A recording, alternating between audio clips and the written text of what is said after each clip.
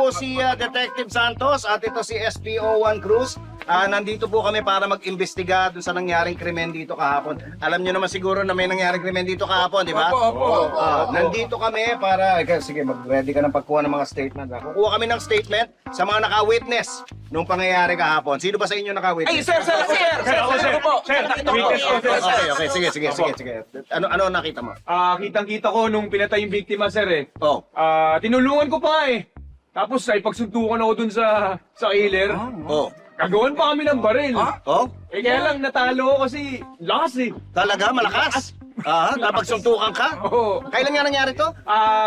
Kahapon, sir. Kahapon? Kahapon. Okay, sige, salamat. Thank you. SPO1, pakibura mo na yung statement ng tindera ng bola-bola. Sige, tanggalin mo na yan. Di natin kailangan.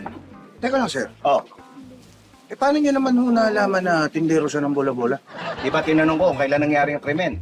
Sabi niya kahapon daw. Kanina lang nangyari. Binobola lang tayo to. Tindero ng bola-bola to. Ha?